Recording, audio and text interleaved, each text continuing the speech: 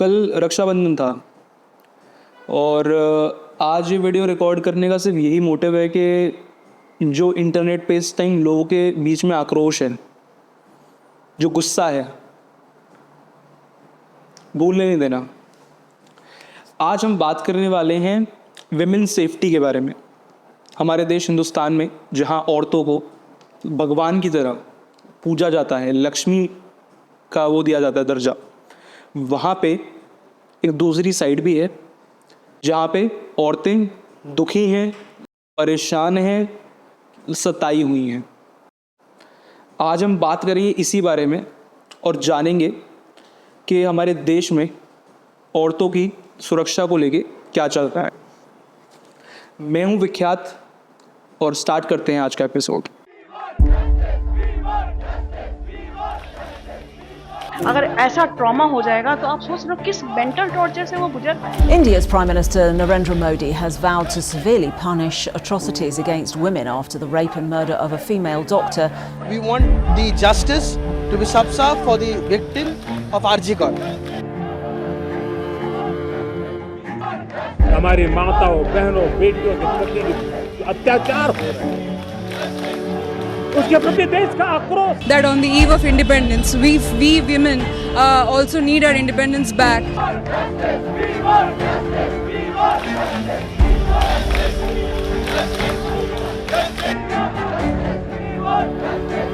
अभी अगर आज हम लोग अपने एक्स के लिए वॉइस नहीं उठाएंगे तो कोई हमारे लिए वॉइस नहीं उठाएगा।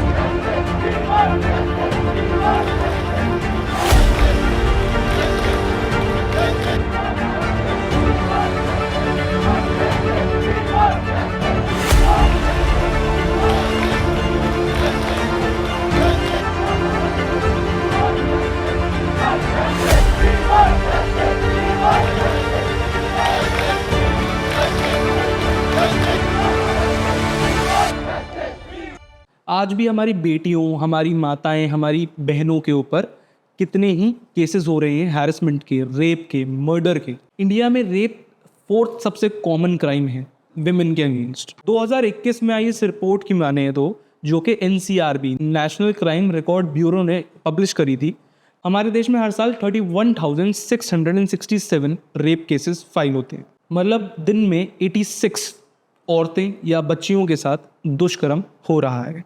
और ये तो कुछ भी नहीं है। अगर आप 2015 की NCRB की रिपोर्ट उठाकर देखेंगे तो 85,000 केसेस तो अनरिपोर्टेड ही होते हैं हमारे देश में।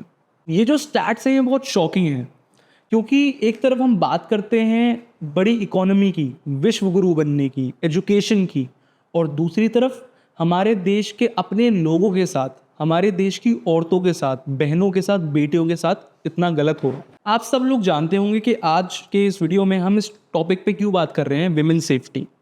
क्योंकि वेस्ट बंगाल के शहर कोलकाता में जो RG कर मेडिकल कॉलेज है, उसमें जो रेप केस हुआ है उसने पूरे देश को हिला कर रख दिया है।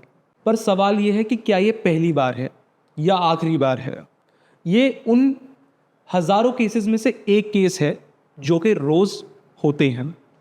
9 अगस्त 2024 की रात को उस सेमिनार हॉल में जो भी हुआ बहुत गलत था और हम उसको बदल नहीं सकते, लेकिन आज हम ये कोशिश कर सकते हैं कि वो ऐसा फिर कभी किसी के साथ ना हो।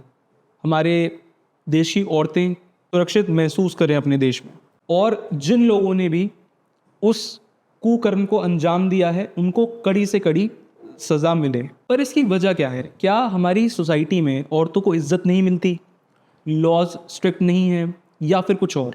From childhood girls are thought to be more careful, dress properly, come home early.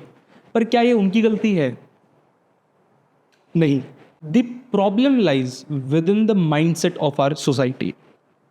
कागजी तौर पे बात करें तो क्राइम अगेंस्ट वेमेन को रोकने के लिए लॉज तो हमारे देश में कई हैं, पर सवाल फिर वही उठ जाता है कि वो लॉज काम क्यों नहीं कर रहे हैं। इस वायलेंस का इम्पैक्ट सिर्फ एक औरत पे नहीं पड़ता, उसके पूरे परिवार, द सोसाइटी, बाकी सारी औरतों पर भी पड़ता है। औरतों का कॉन्फिडेंस, उनका करियर, उनकी लाइफ सब खराब हो जाता है।